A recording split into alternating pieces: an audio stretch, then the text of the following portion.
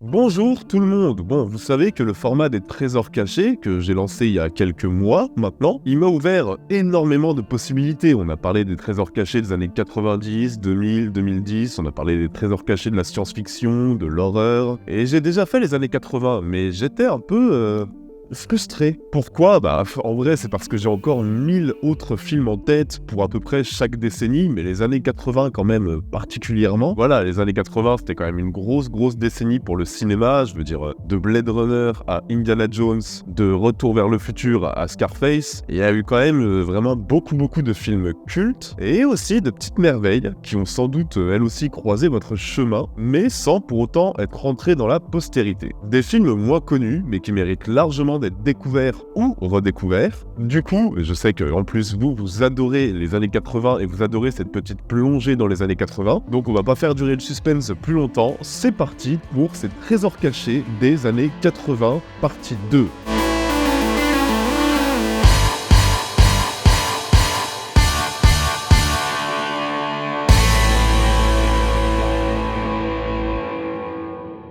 Mais avant de plonger dans les années 80, bon, vous savez que cette chaîne, elle a un sponsor historique. Ce sponsor, c'est YFood, avec qui je travaille depuis longtemps, qui offre souvent des offres exclusives aux abonnés d'Intercut. Ce mois-ci, ils fêtent leurs 7 ans. Et pour fêter ça, ils m'ont demandé de mettre en promo pour les abonnés d'Intercut le produit que je voulais, en fait, celui que je pensais qui vous plairait le plus. Du coup, j'ai décidé et je pense que vous allez vous régaler. Bon, les produits YFood, je vous en ai déjà parlé maintes et maintes fois. Je vous ai présenté notamment leur bouteille qui est Nutri-Score A, qui sont vraiment idéales pour te caler pendant plusieurs heures, qui sont rassasiantes, au goût hyper varié, t'as mangue, pêche, café glacé, etc. Mais je sais qu'il y a surtout un produit que vous adorez particulièrement, c'est les bars. Et ils ont refait les stocks. Ils nous proposent aujourd'hui non pas 10%, mais 20% de réduction sur le pack des bars vegan que tu peux transporter partout, donc c'est diététique, plein de protéines. C'est aussi Nutri-Score A, d'ailleurs. Si j'aime globalement tous leurs produits, celui-ci, mais c'est vraiment celui que je préfère, c'est vraiment délicieux, quoi. Il y a un goût brownie, il y a un goût noisette salé chocolat, il y a aussi framboise et chocolat, qui est une merveille, mais qui est victime de son succès. Je sais qu'ils vont refaire les stocks dans pas longtemps. Et ça a toutes les qualités classiques de YFood. C'est riche en fibres, en protes, en minéraux, tout en étant pauvre en calories et en te permettant d'éviter le grignotage. Une méthode donc bien plus saine de se faire plaisir sans se priver.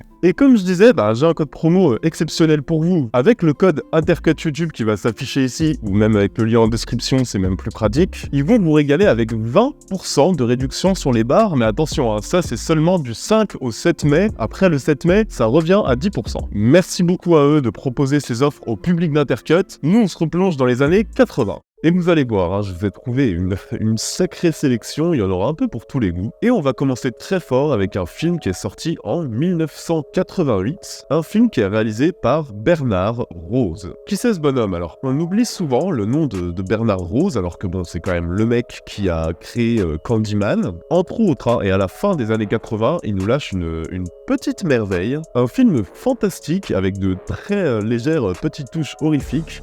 Un film qui s'appelle Paper House.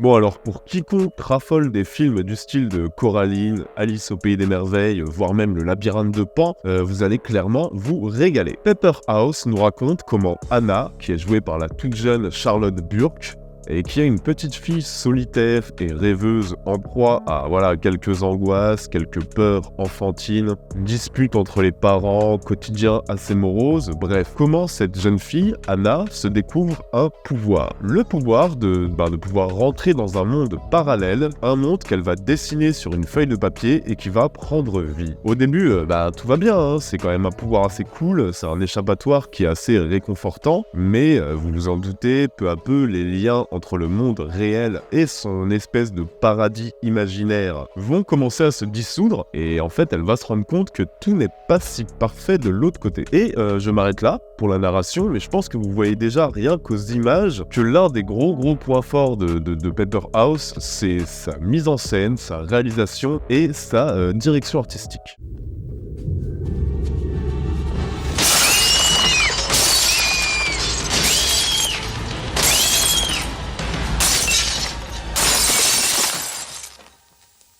Il y a vraiment un gros sens de l'image. Je veux dire, Bernard Rose va teinter son film d'un petit côté artisanal, d'un côté fait main qui est très adapté thématiquement déjà, mais qui est surtout très très plaisant à voir. Je veux dire, voilà, c'est un conte clair-obscur, les jeux de lumière mettent bien ça en valeur, et clairement, non, Paper House, c'est vraiment un enchantement visuel en fait, c'est un vrai petit poème filmé. Un poème qui est d'ailleurs bercé par la musique de Hans Zimmer, qui savait encore composé et expérimenté à l'époque, et qui va bercer ce récit de petites nappes de synthé assez surprenantes, mais hyper envoûtantes, et qui collent vraiment bien au récit. Alors après, attention les amis, Paper House, c'est pas forcément un film qui est vraiment qui est tendre. C'est un film qui embrasse parfaitement la violence de l'enfance, avec notamment cette Charlotte Burke qui est excellente dans le rôle de cette gamine mélancolique, cette gamine dont toutes les peurs vont prendre vie en fait, et c'est pour ça que je citais Le Labyrinthe de Pan, ou même Coraline. Je veux dire, Coraline, thématiquement, on est en plein dedans. 99, 100, I'm coming. Et Paper House, c'est un film qui est porté par un vrai savoir-faire. Il y a des effets spéciaux très réussis, il y a un univers qui est tantôt attachant, tantôt menaçant, avec une espèce de poésie, une poésie un peu morbide, voire même tragique, qu'on retrouvait d'ailleurs un petit peu dans Candyman. Parmi les choses qu'on retrouve aussi de Candyman, il y a aussi quelques petites séquences horrifiques dans Paper House qui sont vraiment bien senties. Et puis bon, alors, on a toujours un peu peur quand on voit un enfant dans un film, mais là je trouve que le personnage de l'enfant qui est quand même très finement écrit. C'est un personnage qui est complexe parce que oui, Anna, elle est frustrée, elle est parfois ingrate, elle sait pas comment communiquer avec ses parents, elle sait pas comment être même agréable avec eux, mais on la comprend en fait, on a tous déjà été comme ça. Vraiment, si tant est qu'on prenne un petit peu de recul sur ce qui nous est montré à l'écran, on se rappellera qu'on a vraiment tous été comme elle. Et non, vraiment, ouais, Paper House, c'est un film fantastique et onirique qui tape vraiment souvent juste, et c'est une petite merveille des années 80 à découvrir absolument.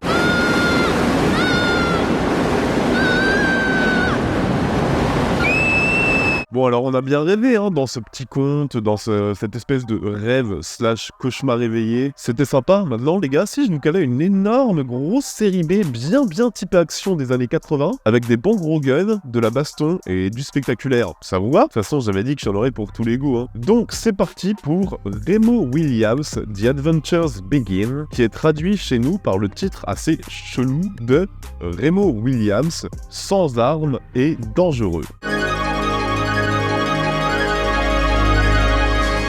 Bon alors, imaginez une sorte de Rocky qui rencontre une sorte de James Bond, qui rencontre une sorte de Karate Kid. Vous avez, à partir de ce cocktail-là, le bon gros film bien 80s qui fait bien plaisir. Remo Williams, on est complètement là-dedans. Et c'est un film qui va tenir toutes ses promesses. Mais bon, d'abord, qu'est-ce que ça nous raconte? Eh ben, ça nous raconte l'histoire de Samuel, qui est un flic recruté par une organisation secrète, une organisation qui œuvre pour le bien, mais bon, avec ses propres méthodes, des méthodes parfois brutales. Donc il est recruté, il se fait passer pour mort et il change d'identité et il se fait appeler Remo. Et Remo, on lui apprend un art martial mythique dans le but d'en faire une sorte de super flic et de combattre le crime. Et plus il s'entraîne, plus Remo il semble doué d'attitudes assez spéciales. Bon alors ouais, je passe bien vite sur le synopsis, qui est un synopsis de toute façon assez perché et croyez-moi, tout le monde, que ce soit devant ou derrière la caméra, semble en avoir bien conscience. Et de toute façon, le gros atout, le gros point fort de Remo Williams, c'est clairement son sens du spectaculaire. Don't move. Don't even breathe.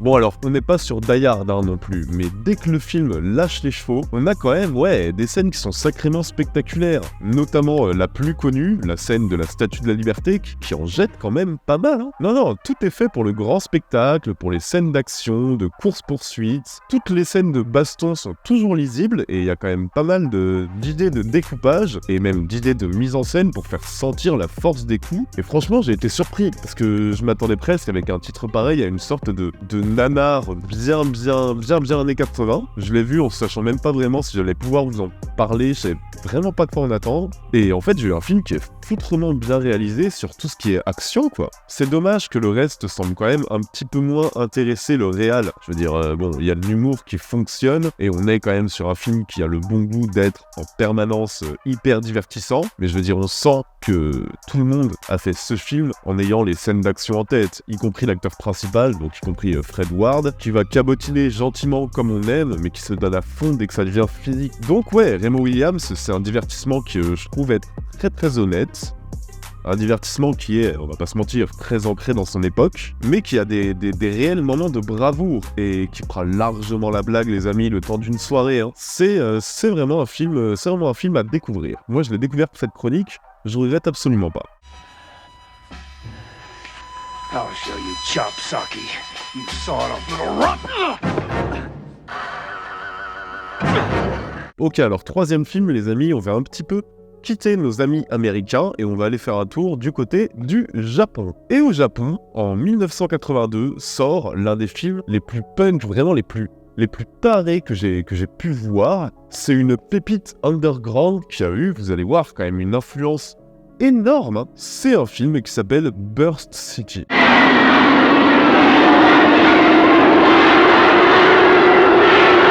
Alors putain, comment je vais décrire Burst City, les gars? Je pense qu'en quelques images, vous allez comprendre qu'on est sur une sorte d'ovni complètement hystérique, absolument expérimental, une sorte de folie furieuse en fait. Burst City, c'est un film dystopique qui mêle action, rock, enfin même plutôt métal, et qui filme la culture punk rock japonaise en la mettant dans des drôles de situations. En fait, je vais vous expliquer. En gros, dans Burst City, il n'y a pas vraiment de narration précise, en fait, c'est plutôt des bribes d'histoire un peu choc qui s'entremêlent. Et dedans, par exemple, on va avoir des citoyens d'un univers futuriste qui se rebellent contre la construction d'une centrale nucléaire en plein Tokyo. Et donc, leur manière de rébellion, c'est vraiment de foutre le bordel partout. On a des motards qui cherchent un meurtrier dans la ville en roulant à 3000 à l'heure toute la nuit. On a des yakuza qui pètent des gueules en plein concert de rock. En fait, il n'y a pas vraiment d'éléments narratifs qui lient ces histoires entre guillemets. C'est un film qui te demande de te focaliser sur les images et de vivre l'expérience à fond,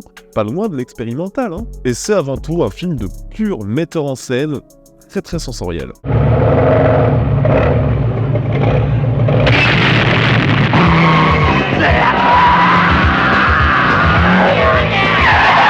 Et clairement, en fait, je dis sensoriel, j'aurais même pu dire un film parfaitement anarchiste. Parce que, par exemple, il y a beaucoup de scènes de concert qui servent de lien, comme je l'ai dit, à cette espèce de narration hyper labyrinthique. Une narration qu'on comprend même pas vraiment, et en fait, c'est pas grave. Parce que ces scènes de concert, enfin vraiment, moi je vous le dis, j'étais dans un état de quasi rance en fait. Esthétiquement, vous le voyez, Burst City ne ressemble à rien de connu. Je veux dire, chaque plan c'est une idée différente. Tu vas changer de format, tu vas changer de colorimétrie, tu vas passer du noir au blanc à la couleur toutes les 2 secondes. Ça filme sur des motos. Quand il y a un concert de rock, tu sens le mec qui a la caméra qui se jette à proprement parler sur une centaine de figurants qui foutent le bordel partout pour te mettre un peu comme si t'étais dans un pogo. Ça passe dans le même plan de caméra à l'épaule à caméra au poing. Enfin vraiment, il n'y a aucune limite. Et c'est un rejet total de tous les codes de mise en scène classique. Et j'ai lu une critique d'ailleurs sur ce film qui disait qu'il fallait vivre Burst City comme on vivrait une sorte de concert de punk, dans la violence, la sueur et l'émotion. Et je suis parfaitement d'accord, l'expérience est un peu similaire. Et alors attention, parce que c'est un film majeur, hein, j'ai parlé de Tetsuo, mais faut se dire que sans ce film, il y aurait même probablement pas eu un film comme, enfin une série,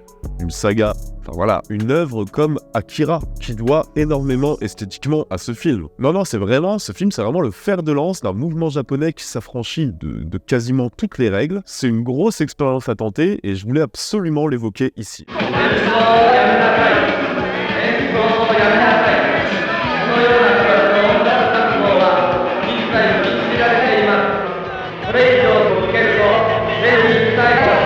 Ok, allez les amis, c'est déjà l'avant-dernier film de cette sélection, et cette fois j'ai envie de nous amener faire un petit tour dans le cinéma australien. Un film sorti pile en 1980, un film que j'avais découvert enfant et qui m'avait vraiment marqué, et j'ai vraiment galéré à retrouver son titre, mais bon, votre serviteur a fait quelques recherches, je l'ai enfin retrouvé. Ce film s'appelle Harlequin. Harlequin, c'est réalisé par Simon Windsor, vous savez, le mec qui a fait Sauver Willy. Ouh là là, Sauver Willy.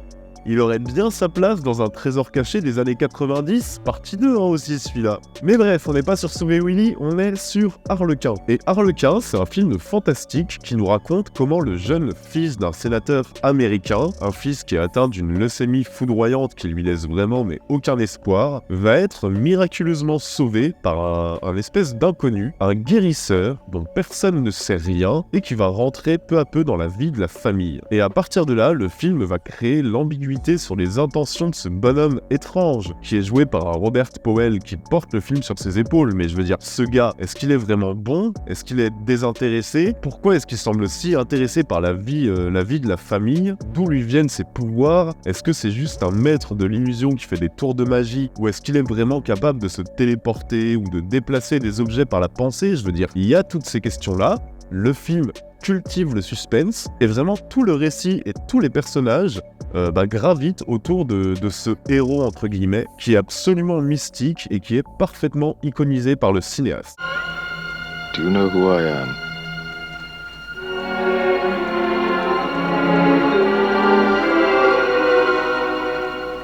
Can you help him?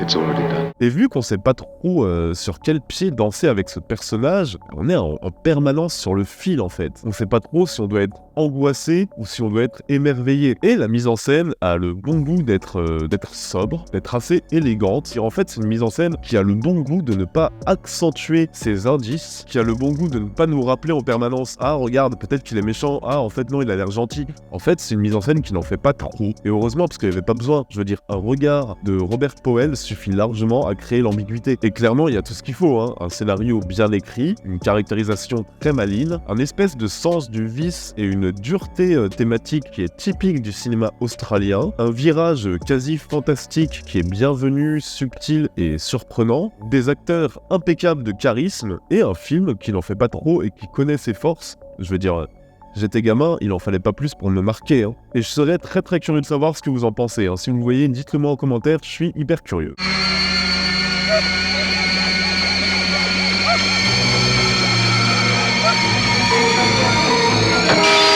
Bon allez les amis, on va finir, c'est bizarre que j'en ai pas parlé avant, on va finir par un monument des années 80, à côté duquel je pouvais pas passer quoi. Il a lancé la carrière de quasiment tous les monstres hollywoodiens. Je veux dire, il a lancé Scorsese, il a lancé Coppola, James Cameron, Jack Nicholson, enfin je veux dire c'est un papa. Et c'est un homme qui s'est spécialisé dans les films de genre un petit peu fauchés. Bon, hein, vous l'avez compris, je parle évidemment de Roger Corman. Et parmi les Roger Corman, il y en a un que j'aimais beaucoup quand j'étais préado. Vous allez facilement comprendre pourquoi. C'est Les Monstres de la Mer. Humanoids from the deep.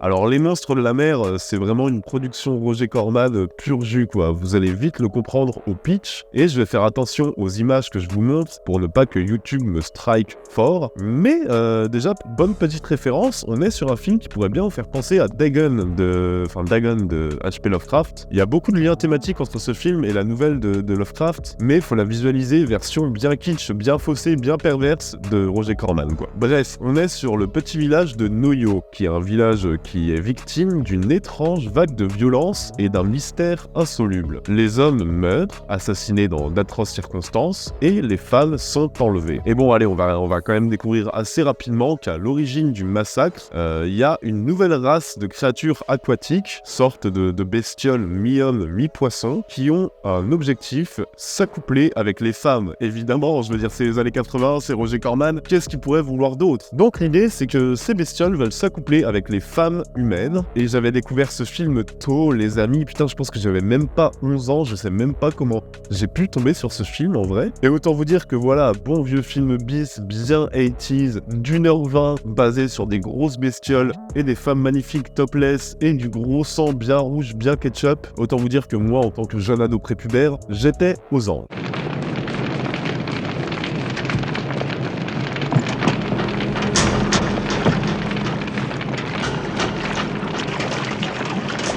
Mais attention, hein, les monstres de la mer, c'est pas que ça. Je veux dire, c'est un film qui est loin d'être dénué d'intérêt. Bon, alors après, attention, hein. Oui, ça pompe largement les dents de la mer. Je veux dire, Roger Corman, dès qu'il peut pomper les dents de la mer, je veux dire, il fait Piranha, il fait les monstres de la mer, il se privera jamais. Mais à cette espèce de série B se rajoute une sorte de quota de sexe pervers, tellement drôle et tellement gras, je veux dire, tout en étant généreux dans le divertissement et dans le gore, et même dans les apparitions des créatures d'ailleurs, des créatures qui sont par contre vraiment cool. Le design est franchement chouette, et ça c'est un gros point fort. Et en dehors de ça, je trouve que narrativement, il y a quand même, en fait, le film, vu qu'il s'interdit rien, il va te surprendre. Il est tout le temps surprenant, et il y a quand même des belles idées, il y a quand même des idées assez intrigantes, je trouve. Faut juste se dire que ça va toujours aller plus loin et que ça en a un peu rien à foutre du bon goût, mais c'est aussi le propre des productions de Roger Corman, et en vrai, c'est ce qui les rend si attachantes, hein. C'est hyper divertissant, si tant est que t'as sous la main quelques potes et quelques bonnes bières bien tièdes. En tout cas, je pouvais pas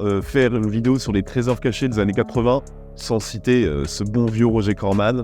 Et parmi ces productions, clairement, en termes purement cinématographiques, celle-ci est largement au-dessus du panier, hein. C'est vraiment...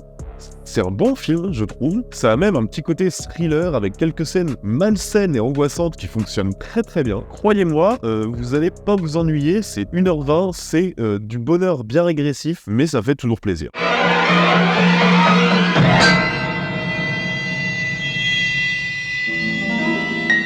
Voilà les amis, j'espère que cette vidéo vous aura plu.